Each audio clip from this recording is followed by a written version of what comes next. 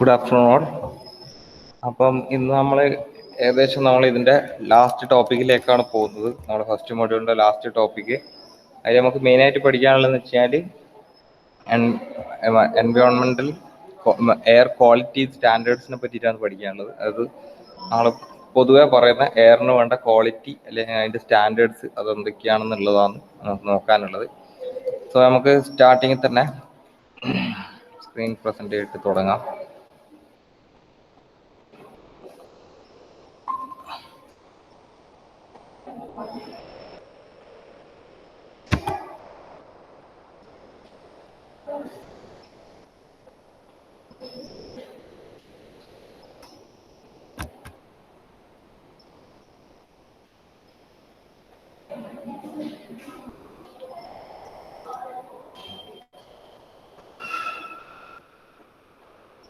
അപ്പോൾ നമുക്ക് ഇന്നത്തെ ടോപ്പിക്കിലേക്ക് കിടക്കാം.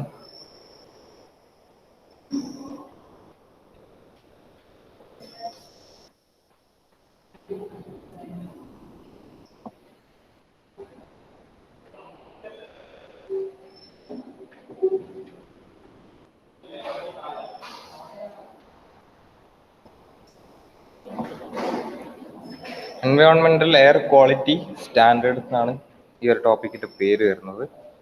അപ്പോൾ നമുക്ക് ഇതിലേക്ക് കടക്കുന്നതിനെക്കാട്ടി മുമ്പിട്ട് നമുക്ക് ഈ പേരിനെ ജസ്റ്റ് ഒന്ന് നോക്കാം എങ്ങനെയാണ്.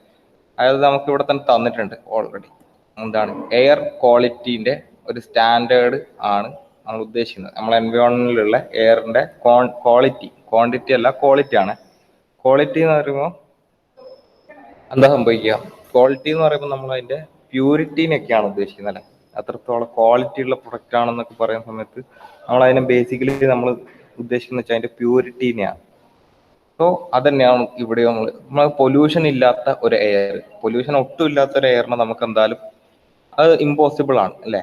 ഒരു തരത്തിലുള്ള പൊല്യൂഷനും ഇല്ലാത്ത ഒരു എയറിനെ എടുക്കുക എന്ന് പറഞ്ഞു കഴിഞ്ഞാൽ ടോട്ടലി ഇമ്പോസിബിൾ ആയിട്ടുള്ള ഒരു കാര്യം അത്.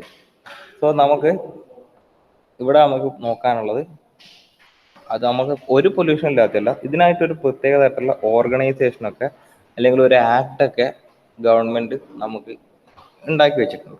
സോ ആ ആക്ടിന്റെ പ്രകാരമൊക്കെ അപ്പൊ പ്രത്യേകിച്ച് നമുക്ക് ആ ആക്ടിനെ പറ്റി ജസ്റ്റ് ഒന്ന് നോക്കുകയാണെങ്കിൽ എയർ ആക്ട് എന്ന് പറഞ്ഞിട്ടാണ് പറയുന്നത്. എയർ ആക്ട് രൂപീകരിച്ചത് 1981-ലാണ്. മെയിൻ ആയിട്ടുള്ളതെന്ന് വെച്ചാൽ പ്രിവെൻഷൻ ആൻഡ് കൺട്രോൾ ഓഫ് പൊല്യൂഷന് വേണ്ടിയിട്ട്.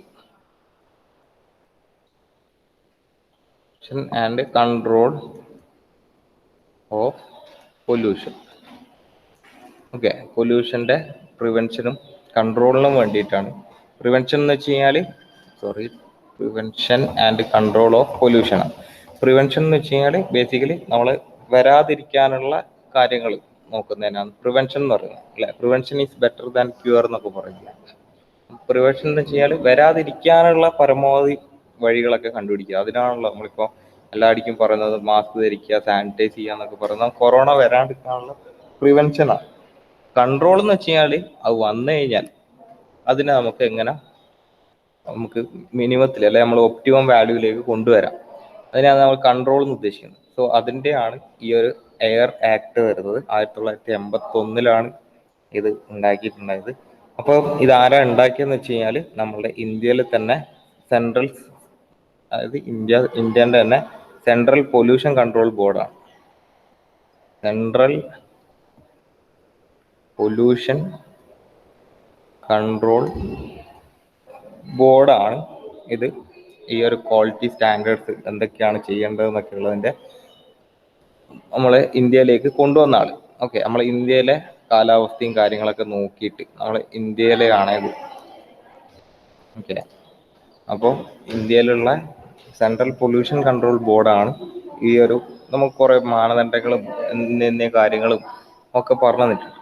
അപ്പൊ അതിന്റെ ബേസ് ചെയ്തിട്ടാണ് നമ്മളുടെ ഇവിടെ ഈ എയർ ക്വാളിറ്റി സ്റ്റാൻഡേർഡ്സ് ഉണ്ടാക്കിയിട്ടുള്ളത്. അപ്പൊ ഇതിന്റെ ഉള്ളിലുള്ള ആൾക്കാരാണ് മെയിനായിട്ട് ഇതിനു വേണ്ടിയിട്ട് പ്രവർത്തിക്കുകയും ചെയ്യുന്നത്. പിന്നെ മെയിനായിട്ട് നമ്മൾ ഫോക്കസ് ചെയ്യുന്നത് നമ്മളെ ഹ്യൂമൻ ഹെൽത്ത് മാത്രമല്ല, ഏതിനൊക്കെ നോക്കേണ്ടി വരും? നമ്മളെ ഹ്യൂമൻ ഹെൽത്ത്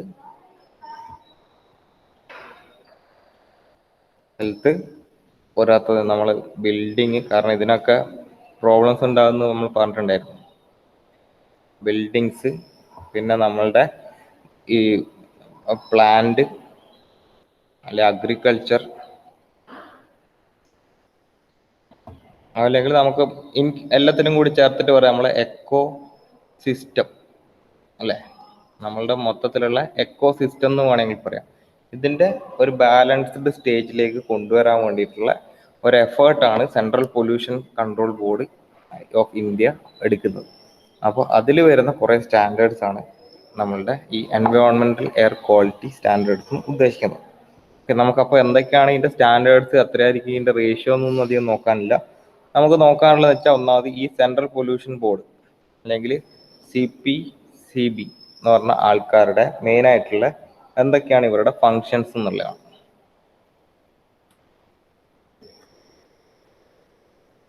ഓക്കെ, അപ്പൊ നമുക്ക് ലിസ്റ്റ് ഔട്ട് ചെയ്തിട്ട് 1 by 1 ആയിട്ട് ഇവരുടെ ഫങ്ഷൻസ് എന്താണെന്നുള്ളത് നമുക്കൊന്ന് നോക്കാം.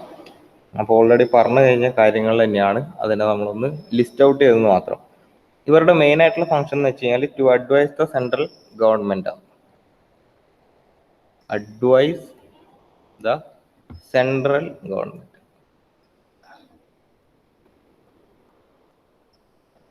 എന്തിനെ പറ്റിയിട്ടായിരിക്കും അഡ്വൈസ് ചെയ്യേണ്ടത്? On any matters concerning the improvement of quality of air. On any matters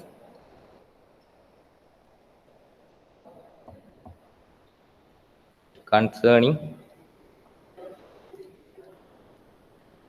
the improvement of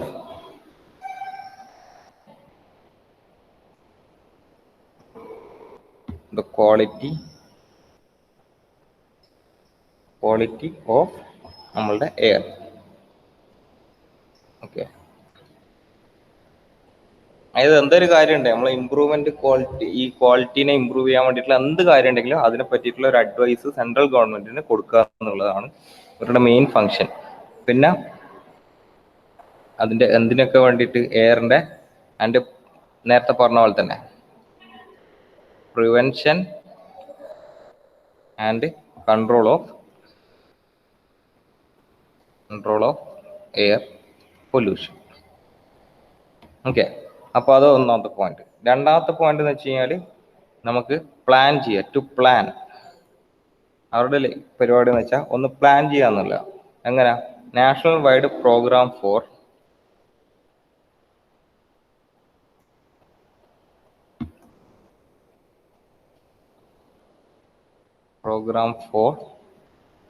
എന്തിനായിരിക്കും? പ്രിവെൻഷൻ ആൻഡ് കൺട്രോൾ ഓഫ്, അതന്നെ, പ്രിവെൻഷൻ ആൻഡ് കൺട്രോൾ ഓഫ് നമ്മളുടെ ആംബിയന്റ് എയർ പൊല്യൂഷൻ. എന്താ ചെയ്യേണ്ടത്? പ്ലാൻ ചെയ്യാൻ വേണ്ടിയിട്ടാണ് നാഷണൽ വൈഡ് പ്രോഗ്രാംസ്, പലതരം programmes, awareness programmes ഒക്കെ നടത്താനും അത് പ്ലാൻ ചെയ്യാനും ഒക്കെ കൂടിയിട്ടാണ് ഇവരുടെ നെക്സ്റ്റ് ഫംഗ്ഷൻ വരുന്നത്. പിന്നെ അടുത്ത ഫംഗ്ഷൻ വരുന്നത് നമ്മൾ to provide technical assistance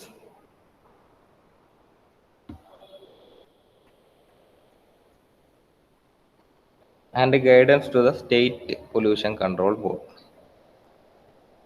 Technical assistance and guidance to the state pollution control board.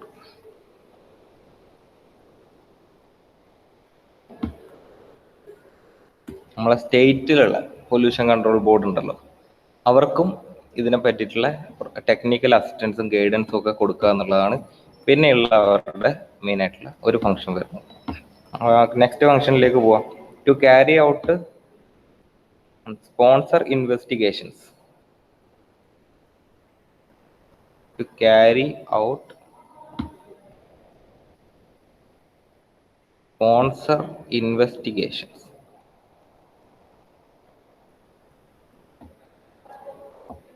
എന്തിനു വേണ്ടിയിട്ടുള്ളത്? And research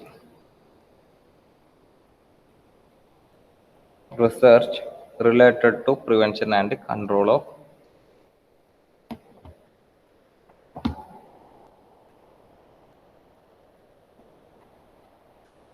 related to prevention and control of നമ്മളുടെ എയർ പൊല്യൂഷൻ അല്ലേ, എയർ പൊല്യൂഷൻ.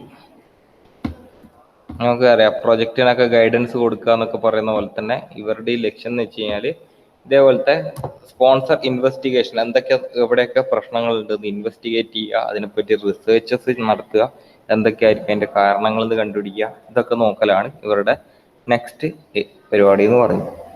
പിന്നെ അടുത്ത പറയുന്നത് വെച്ച് കഴിഞ്ഞാൽ to collect, compile and publish technical and statistical data. To collect, compile and publish technical and statistical data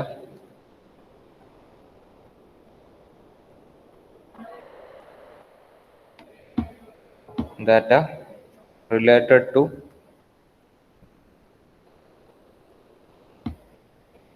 നമ്മളുടെ പൊല്യൂഷൻ. ഓക്കെ, എയർ പൊല്യൂഷൻ ആണ് ഉദ്ദേശിക്കുന്നത് ഇപ്പോൾ, പൊല്യൂഷൻ. ആൻഡ് അടുത്തതുള്ളത് വെച്ചാൽ to lay down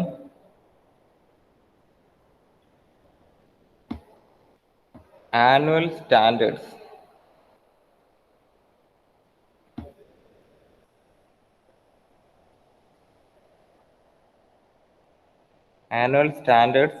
for the quality of air.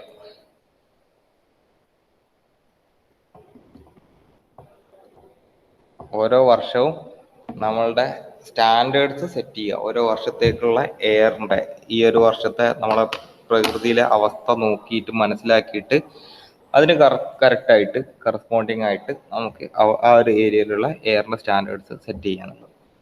അപ്പോൾ ഇതിൻ്റെയൊക്കെ ഒരു മെയിനായിട്ടുള്ള നമ്മളുടെ റിയൽ ലൈഫിൽ വരുന്ന ഒരു എക്സ്പീരിയൻസ് ആണ് നമ്മളുടെ ഡൽഹി പോലുള്ള നഗരങ്ങളിൽ ഡീസൽ വണ്ടികൾ, ഈ 15 വർഷം കഴിഞ്ഞ ഡീസൽ വണ്ടികളെ എന്താക്കുന്നുണ്ട്, വാടകയെ എടുത്ത് മാറ്റുന്ന ഒരു പരിപാടി നടക്കുന്നുണ്ട് അല്ലേ. നമുക്കൊരു വണ്ടി 15 വർഷം മാത്രമേ ഉപയോഗിക്കാൻ പറ്റുള്ളൂ എന്നൊക്കെ ഉണ്ട്. പക്ഷെ 15 വർഷത്തിന് ശേഷം സാധാരണ രീതിയിൽ നമുക്ക് രജിസ്റ്റർ ഒക്കെ ചെയ്തിട്ട് യൂസ് ചെയ്യാൻ പറ്റുമായിരുന്നു. പക്ഷെ ഡൽഹി പോലത്തുള്ള സ്ഥലങ്ങളിൽ ഇപ്പൊ അത് പാടയെ എടുത്ത് മാറ്റി. നമുക്കിനി രജിസ്ട്രേഷൻ എന്ന് പറഞ്ഞ പരിപാടികൾ അവിടെ ഇല്ല.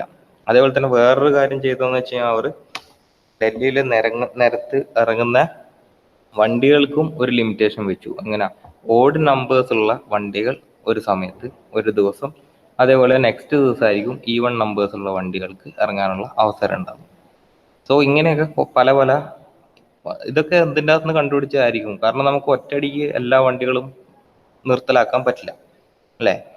അപ്പോൾ അതുകൊണ്ടാണ് നമ്മൾ ഇതേപോലത്തെ കുറെ ട്രിക്കുകളും കാര്യങ്ങളൊക്കെ ടെസ്റ്റ് ചെയ്ത് നോക്കുന്നത്. ഇതൊക്കെ ആര് ചെയ്തതായിരിക്കും?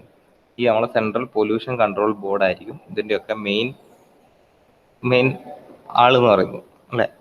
അവർ ഇന്ന ഐഡിയാസ് ഒക്കെ വന്നിട്ട് നമ്മളെ സെൻട്രൽ ഗവൺമെന്റിനോ അല്ലെങ്കിൽ സ്റ്റേറ്റ് ഗവൺമെന്റിനോ പറഞ്ഞു കൊടുക്കും. അവർ വേണം എന്നിട്ട് അത് ഫോളോ അപ്പ് ചെയ്തിട്ട് അത് ഓക്കെ ആണെന്ന് അവർക്കും കൂടി തോന്നിക്കഴിഞ്ഞാൽ അവർ അത് ഫോളോ അപ്പ് ചെയ്തിട്ട് സ്വാഭാവികമായിട്ട് അവർ അത് നല്ലതാണെങ്കിൽ ഇംപ്ലിമെന്റ് ചെയ്തിട്ട് അതിന്റെ റിസൾട്ട് ഇവർക്ക് പറഞ്ഞു കൊടുക്കുകയും ചെയ്യും. അതിന്റെ ബേസിസിൽ ഇവർ പിന്നെയും ടെസ്റ്റ് ചെയ്ത് നോക്കും, ആ എയറിന്റെ സ്റ്റാൻഡേർഡ്സ് എന്തെങ്കിലും വ്യത്യാസം വന്നിട്ടുണ്ടോ, ഇപ്പോൾ എന്തെങ്കിലും ഡെവലപ്മെന്റ് ഉണ്ടോ എന്നൊക്കെ ഇവർക്കത് മനസ്സിലാക്കാൻ പറ്റും. അപ്പൊ ഇത്രയാണ് നമ്മളുടെ ആംബിയന്റ് എയർ ക്വാളിറ്റി അല്ലെ എൻവയോൺമെന്റൽ എയർ ക്വാളിറ്റി സ്റ്റാൻഡേർഡ്സ് പറയുന്നത്. പിന്നെ നമുക്ക് ശരിക്കും പറയുകയാണെങ്കിൽ നമുക്ക് വേണമെങ്കിൽ ഇതൊക്കെ പറയാം. ഏത് നമ്മളുടെ ഒരു എയർ എന്ന് വെച്ച് കഴിഞ്ഞാൽ എടുത്തു നോക്കുകയാണെങ്കിൽ അതിൽ ഇത്ര അളവ് ഓക്സിജൻ ഉണ്ടാവണം, ഇത്ര അളവ് കാർബൺ ഡൈ ഓക്സൈഡ് ഉണ്ടാവണം, ഇത്ര അളവ് നൈട്രജൻ ഉണ്ടാവണം, അങ്ങനെ നമുക്ക് പറയാം അല്ലെ. വെറും ഓക്സിജൻ മാത്രമുള്ള ഒരു എയറിനെ കൊണ്ട് നമുക്ക് ജീവിക്കാനൊന്നും പറ്റുമെന്നില്ല. പല പല ആവശ്യങ്ങൾക്ക് പല പല ന്യൂട്രീഷ്യൻസും പല പല കെമിക്കൽ ഇതേപോലത്തെ കോമ്പൗണ്ട്സും നമുക്ക് ആവശ്യമുണ്ടാവും എയറിലുള്ളത്. ഓക്കെ, അതും കൂടി ഉണ്ടെങ്കിൽ മാത്രമേ നമുക്ക് എന്തായാലും ജീവിക്കാൻ പറ്റുള്ളൂ. നമുക്കറിയാലോ, നമുക്കിപ്പോൾ ഒരു പെട്ടെന്നൊരു ജലദോഷമൊക്കെ വന്നു എന്നിരിക്കാം, നമ്മൾ ആ സമയത്ത് നമ്മളുടെ എയറിലേക്ക് എന്ത് കൊടുക്കുന്നുണ്ട്, നമ്മൾ ആവി പിടിക്കുന്ന പരിപാടിയൊക്കെ ഉണ്ട്. അതൊരു പൊല്യൂഷന്റെ ഭാഗമായിട്ട് ഉണ്ടാക്കുന്നതല്ലല്ലോ. നമുക്കത് നമ്മളുടെ എക്സിസ്റ്റൻസിന് ശരിക്കും പറഞ്ഞാൽ ആ എയറിൽ ഇത് ഉണ്ടെങ്കിൽ നമ്മളെ ഈ എന്താ പറയാ അതിന്റെ പേരെന്തായിരുന്നു, നമ്മളപ്പോ ആവി പിടിക്കുന്ന ഐറ്റംസിന്റെ അകത്ത് ഇടുന്ന ആ ഒരു ഇൻഗ്രീഡിയന്റ് നമ്മളെ എയറിൽ തന്നെ ഇൻബിൽട്ട് ആയിട്ട് ഉണ്ട് വിചാരിക്കുക. അങ്ങനെയാണെങ്കിലായിരിക്കും അങ്ങനെ ജലദോഷങ്ങളും ഇതൊന്നും അങ്ങനെ വരില്ലല്ലോ. അപ്പം എയറിൽ ഓക്സിജനെ കൊണ്ട് മാത്രം നമുക്ക് ജീവിക്കാൻ പറ്റുന്നില്ല. പിന്നെ നമുക്കറിയാം കാർബൺ ഡൈ ഓക്സൈഡ് ഉള്ളതിനെ കൊണ്ടാണ് നമ്മളെ ചെടികൾ ജീവിക്കുന്നത് അല്ലെ. കാർബൺ ഡൈ ഓക്സൈഡ് ആണ് ഫോട്ടോസിന്തസിന്റെ ഒരു മെയിൻ ആയിട്ടുള്ള കമ്പോണന്റ് എന്ന് പറയുന്നത്. എന്നിട്ടാണ് ചെടികൾ നമുക്ക് ഓക്സിജൻ പുറത്തു തരുന്നത്. സോ ചെടികൾക്ക് ജീവിക്കണമെങ്കിൽ ചിലപ്പോൾ എന്ത് വേണ്ടി വരും, കാർബൺ ഡൈ ഓക്സൈഡ് ആയിരിക്കും വേണ്ടത്. നമുക്ക് ജീവിക്കാൻ ഓക്സിജൻ ആയിരിക്കും വേണ്ടത്. സോ നമ്മളുടെ എയറിൽ ശരിക്കും പറഞ്ഞു കഴിഞ്ഞാൽ എല്ലാ ഇൻഗ്രീഡിയൻസും കുറച്ച് കുറച്ചായിട്ട് ഉണ്ടാവും.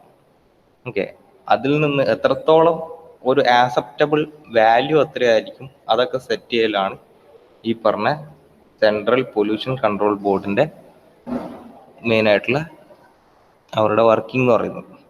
ഓക്കെ, ഇതായിരുന്നു നമ്മളുടെ ശരിക്കും പറഞ്ഞാൽ ഈ ലാസ്റ്റ് ടോപ്പിക് എന്ന് വരുന്നത്.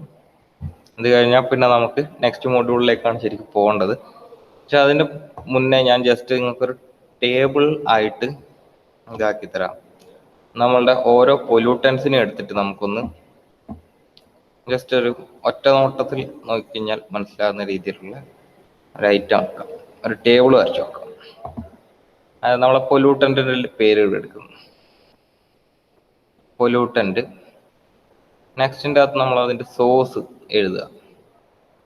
ഓക്കെ, നെക്സ്റ്റിൽ നമ്മൾ അതിന്റെ എഫക്റ്റ് എഴുതുക. നെക്സ്റ്റിൻ്റെ അകത്ത് പ്രിവെൻഷൻ എഴുതുക ആൻഡ് പെർമിസിബിൾ ലെവൽ. അപ്പൊ ഞാൻ ഇതിപ്പം പറയാൻ ഈ ഒരു പുതിയൊരു സാധനം കൂടി ഇൻക്ലൂഡ് ചെയ്യാനുള്ള കാരണം എന്ന് വെച്ചാൽ പെർമിസിബിൾ ലെവൽ എന്ന് പറയുമ്പോൾ അത് ആര് സെറ്റ് ചെയ്തായിരിക്കും, നമ്മളുടെ പൊല്യൂഷൻ ബോർഡ് സെറ്റ് ചെയ്തായിരിക്കും. അപ്പൊ നമുക്ക് അതും കൂടി ജസ്റ്റ് ഒന്ന് നോക്കാം. നമുക്ക് ബാക്കിയൊക്കെ നമ്മൾ ഓൾറെഡി നോക്കി വെച്ചതാണ്. നമുക്ക് ഫസ്റ്റ് തന്നെ നമുക്ക് ഓസോണിന് എടുത്ത് നോക്കാം നമ്മളുടെ. ഓക്കെ, ഓസോൺ എന്ന് വെച്ചാൽ O3 ആണെന്ന് അറിയാം. ഓസോൺ ഉണ്ടാകുന്നതിന്റെ മെയിൻ കാരണം എന്താണ്, വോളാറ്റൈൽ ആയിട്ടുള്ള ഓർഗാനിക് കമ്പോണൻസ് പ്ലസ് ആരും കൂടി ചേർന്നിട്ട് നമ്മളുടെ നൈട്രജൻ ഓക്സൈഡ്സ്, അത് NOx ഡയോക്സൈഡോ എന്താന്ന് വെച്ചാൽ മോണോക്സൈഡോ ഡയോക്സൈഡോ എന്താന്നായിക്കോട്ടെ, പിന്നെ ഇത് രണ്ടും കൂടി ആരുടെ ഇതിൻ്റെ അകത്ത് സൺലൈറ്റുമായിട്ട് ഇന്ററാക്ട് ചെയ്യുന്ന സമയത്താണ് നമുക്ക് എന്ത് മെയിൻ ആയിട്ട് ഉണ്ടാകുന്നത്, നമ്മളുടെ ഗ്രൗണ്ട് ലെവൽ ഓസോൺ ക്രിയേഷൻ ഉണ്ടാകുന്നത്. അതേപോലെ തന്നെ മെയിൻ ആയിട്ട് നമുക്ക് ഈ വോളാറ്റൈൽ ഓർഗാനിക് കോമ്പോണന്റ് ഏടുന്ന വരുന്നത് നമ്മുടെ ഫോസിൽ ഫ്യൂൽസ് ബേൺ ചെയ്യുമ്പോഴും ഇതൊക്കെയാണ് അല്ലെ. ഫോസിൽ ഫ്യൂൽസ് ഒക്കെ ബേൺ ചെയ്യുന്ന സമയത്തൊക്കെയാണ് അത് മെയിൻ ആയിട്ട് വന്നിട്ടുണ്ടായത്. അപ്പം ഇത് നമ്മുടെ ശരീരത്തിൽ ഉണ്ടാക്കുന്ന എഫക്റ്റ് എന്തായിരുന്നു, ഹെൽത്ത് പ്രോബ്ലംസ് ആയിരുന്നു മെയിൻ ആയിട്ട് ഉണ്ടാകുന്ന വെച്ചാൽ നമ്മളെ chest pain, cough, throat infections, ഇങ്ങനത്തെ സാധനങ്ങൾ, ത്രോട്ട് ഇൻഫെക്ഷൻസും ബ്രോങ്കൈറ്റീസ് ഇങ്ങനത്തെ സാധനങ്ങൾ, ആസ്മ, അതായത് ലങ്സുമായിട്ട് ബന്ധപ്പെട്ട ഓരോ എല്ലാ കാര്യങ്ങളും പറഞ്ഞു കൊടുക്കുക. ഇതിന്റെ എക്സ്പോഷർ ഉണ്ടെങ്കിൽ നമ്മളെ ലങ്സിന്റെ ടിഷ്യൂസിന് പ്രശ്നമാണെന്നും ഇതൊക്കെയാണ് ഇതിന്റെ ഏത് പറയുന്നത് എഫക്ട്സ് എന്ന് പറയുന്നത്. പിന്നെ പ്രിവെൻഷൻ കൺട്രോൾ നമുക്കറിയാം എല്ലാത്തിൻ്റെ അകത്ത് ഏകദേശം ഒന്ന് തന്നെയാണ്. നമ്മൾ ഈ ഫോസിൽ ഫ്യൂൽസ് മെയിൻ ആയിട്ട് ബേൺ ചെയ്യുന്നത് ഇല്ലാണ്ടാക്കി നമുക്ക് വോളാറ്റൈൽ ഓർഗാനിക് കോമ്പോണൻസിന് ഇല്ലാണ്ടാക്കാം, അങ്ങനെയാണല്ലോ. അപ്പം നൈട്രജൻ ഓക്സൈഡ് എമിഷൻസും നമുക്ക് ഈ ഫോസിൽ ഫ്യൂൽസ് ഒക്കെ ബേൺ ചെയ്യുന്നതിൻ്റെ അകത്ത് ഇല്ലാണ്ടാക്കാം. എങ്ങനെ, ഇലക്ട്രിക് കാറോ അങ്ങനത്തെ എന്തെങ്കിലും സാധനങ്ങൾ ഇലക്ട്രിസിറ്റി ഉപയോഗിച്ച് വർക്ക് ചെയ്യുന്ന ഐറ്റംസ് നമ്മൾ കൊണ്ടുവരികയാണ്. ഓക്കെ, അതേപോലെ തന്നെ ഈ ഫോസിൽ ഫ്യൂൽസിന്റെ ബേണിങ് നമ്മൾ പരമാവധി ലിമിറ്റ് ചെയ്യുകയാണെങ്കിൽ ഇതൊക്കെ ആയിരിക്കും ഇതിന്റെ പ്രിവെൻഷൻ മെത്തേഡ്സ് എന്ന് പറയുന്നത്. അപ്പൊ നമുക്കിനി പെർമിസിബിൾ ലെവൽ, അതിനു വേണ്ടിയിട്ട് ഞാൻ കുറച്ച് വലിയൊരു ടേബിൾ ഇവിടെ ബാക്കി വെച്ചിട്ടുള്ളത്. ഇതിന്റെ പെർമിസിബിൾ ലെവൽ എന്ന് പറയുന്നത് ഓസോണിന്റെ ആവറേജ് വാല്യൂ എന്ന് വെച്ച് കഴിഞ്ഞാൽ നമ്മൾ 180 microgram per meter cube of ഇത്രയാണ് നമ്മൾ പറയുന്നത്. റെസിഡൻഷ്യൽ ഏരിയ ആണെങ്കിൽ റെസിഡൻഷ്യൽ ഏരിയയിൽ 180 മൈക്രോഗ്രാം പെർ മീറ്റർ ക്യൂബ്, ഇത്രയാണ് അതിന്റെ വാല്യൂസ് ഉണ്ടാവേണ്ടത്. അപ്പൊ നമുക്ക് നെക്സ്റ്റിലേക്ക് പോവാം. നെക്സ്റ്റ് നമുക്ക് നമ്മളെ പർട്ടിക്കുലേറ്റ് മാറ്റേഴ്സിലേക്ക് പോവാം. അറിയാലോ പർട്ടിക്കുലേറ്റ് മാറ്റേഴ്സ് എന്തൊക്കെയാണ്. പർട്ടിക്കുലേറ്റ് മാറ്റേഴ്സ് അതായത് പൊടിപടലങ്ങളും കാര്യങ്ങളൊക്കെയാണ് മെയിനായിട്ട് നമ്മൾ പർട്ടിക്കുലേറ്റ് മാറ്റേഴ്സ് എന്ന് ഉദ്ദേശിക്കുന്നത്. മെയിനായിട്ട് ഉണ്ടാവുന്ന എന്താ, നമ്മളെ പല പല തരത്തിലുള്ള കൺസ്ട്രക്ഷൻ പ്രോസസ്സും ഇങ്ങനത്തെ മെക്കാനിക്കൽ പ്രോസസ്സും ഒക്കെ ഇതാകുന്നുണ്ട്. അല്ലെങ്കിൽ നമ്മളെ എന്താ പൊടിക്കാറ്റടിക്കുന്ന സമയത്ത്, അല്ലെങ്കിൽ ഈ സ്റ്റോം ഉണ്ടാകുന്ന സമയത്ത്, ചുഴലിക്കാറ്റ് ഇങ്ങനത്തെ സാധനങ്ങളൊക്കെ ഉണ്ടാകുമ്പോൾ, പിന്നെ ഫോറസ്റ്റ് ഫയർ ഉണ്ടായി കഴിഞ്ഞാൽ നമ്മൾ വീട്ടിൽ തന്നെ കത്തിക്കുകയാണെങ്കിൽ ഈ സമയത്തൊക്കെയാണ് ഈ പർട്ടിക്കുലേറ്റ് മാറ്റേഴ്സ് ഒക്കെ മെയിനായിട്ട് ഉണ്ടാകുന്നത്. ഇതിന്റെ എഫക്ട് എന്ന് വെച്ചാൽ നേരത്തെ പറഞ്ഞ പോലെ തന്നെ നമ്മളുടെ പല പല തരത്തിലുള്ള ലങ്സുമായിട്ട് റിലേറ്റ് ചെയ്തിട്ടുള്ള അല്ലെങ്കിൽ ഹാർട്ടുമായിട്ട് റിലേറ്റ് ചെയ്തിട്ടുള്ള പ്രോബ്ലംസ് ഒക്കെയാണ് മെയിനായിട്ട് ഇതിന്റെ എഫക്ട്സ് എന്ന് പറയുന്നത്. പ്രിവെൻഷൻ എന്ന് വെച്ച് കഴിഞ്ഞാൽ എന്താ, മെയിനായിട്ട് കൺട്രോൾ ഡസ്റ്റ് സോഴ്സസ് ആണ്. ഓക്കെ, അപ്പൊ ഇതൊക്കെ വെച്ചിട്ട് നമുക്ക് ഇതിനെ പ്രിവെന്റ് ചെയ്യാന്ന് പറഞ്ഞാൽ, ഡസ്റ്റിനെ പ്രിവെന്റ് ചെയ്യാന്ന് വെച്ച് കഴിഞ്ഞാൽ ചിലപ്പോൾ ഫോറസ്റ്റ് ഫയറിനൊന്നും നമുക്കൊന്നും ചെയ്യാനൊന്നും ഉണ്ടാവില്ല. നമ്മളെ കൊണ്ടാവുന്ന കാര്യങ്ങൾ എന്ന് വെച്ച് കഴിഞ്ഞാൽ ഏതൊക്കെയാണ്, നമ്മൾ വീട്ടിൽ നിന്നുള്ള കത്തിക്കലും, അല്ലെങ്കിൽ നമ്മൾ മിക്കവാറും ഇപ്പൊ പൊടി ഇതാക്കാണ്ട് നമ്മൾ ബർജറിന്റെ ഒക്കെ ഇപ്പൊ പെയിന്റ് ഒക്കെ അടിക്കുന്ന സമയത്തൊക്കെ കാണാമല്ലോ, പരസ്യത്തിന്റെ അകത്ത് പൊടി ഇല്ലാണ്ട് അതന്നെ അബ്സോർബ് ചെയ്തെടുക്കുന്നത്. പുട്ടിയൊക്കെ അടിക്കുന്ന സമയത്ത്, വരക്കുന്ന സമയത്തൊക്കെ അതന്നെ അത് അബ്സോർബ് ചെയ്യാൻ തുടങ്ങും. ഒരു മെഷീൻസ് ഒക്കെ എടുത്തിട്ട് ഇവർ വരിക. ഒന്നുകിൽ അങ്ങനത്തെ സാധനങ്ങളൊക്കെ ഇംപ്ലിമെന്റ് ചെയ്യാം. ഇതൊക്കെയാണ് ഇതിന്റെ പ്രിവെൻഷൻ മെഷേഴ്സ് എന്ന് പറയുന്നത്. പിന്നെ മെയിനായിട്ട് പർട്ടിക്കുലർ മാറ്റേഴ്സിന്റെ നമ്മൾ പെർമിസിബിൾ ലെവൽ എന്ന് വെച്ച് കഴിഞ്ഞാൽ നമുക്ക് പ്രത്യേകിച്ച് അധികമൊന്നും പറയാൻ പറ്റില്ല. ഇതിൻ്റെ അകത്തൊരു എത്ര ഗ്രാം വരെ പെർമിസിബിൾ ആണെന്ന് പറയാൻ പറ്റില്ല. കാരണം ഇത് പല സാധനങ്ങളും മിക്സ് ചെയ്തിട്ടുള്ള ഐറ്റംസ് ആണ്. സോ നമുക്കിത് നമ്മളുടെ എന്താ പറയുക, നമുക്കൊരു അസ്വസ്ഥത ഉണ്ടാകുന്നവരെ ഇത് പെർമിസിബിൾ ആണ്. വലിയ കുഴപ്പമില്ലാണ്ട് നമുക്ക് ഇതിനെ പെർമിറ്റ് ചെയ്യാൻ പറ്റും. കാരണം ഇത് പല പല ഐറ്റംസ് ഒന്നിച്ച് മിക്സ് ആക്കിയിട്ട് കിടക്കുന്ന ഐറ്റമാണ്. അതുകൊണ്ട് നമുക്കൊരു പ്രത്യേക തരത്തിലുള്ള പെർമിസിബിൾ ലെവൽ എന്ന് പറയാൻ വേണ്ടി ഇതിന് സാധിക്കില്ല. ഓക്കെ, പിന്നെ ബാക്കിയുള്ളത് ഓക്സിജനും നൈട്രജനും ഇങ്ങനത്തെ കാര്യങ്ങളല്ല. ഓക്സിജൻ അല്ല, കാർബൺ മോണോക്സൈഡും ഈ നൈട്രജൻ ഓക്സൈഡ്സും ഇതൊക്കെയാണ്.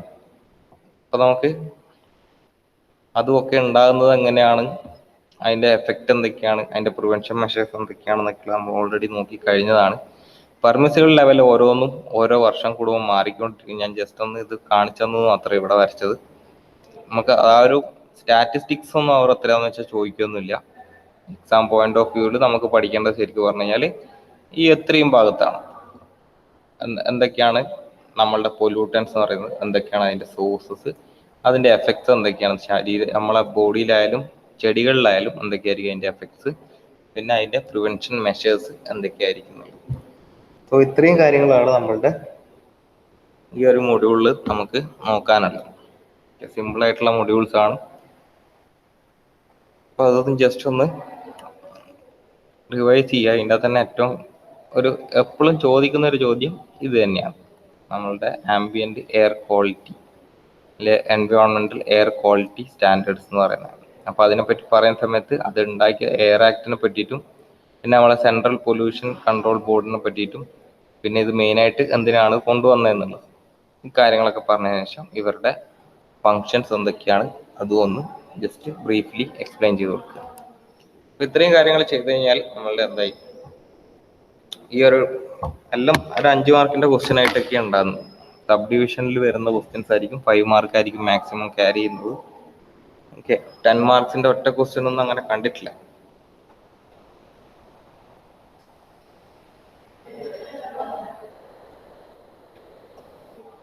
അപ്പോൾ ഈ കാര്യങ്ങളൊക്കെ നോക്കി വെക്കുക. വേറെ എന്തെങ്കിലും ഡൗട്ട്സും കാര്യങ്ങളൊക്കെ ഉണ്ടെങ്കിൽ ജസ്റ്റ് ഡയറക്റ്റ് ഒന്ന് ചോദിക്കുക.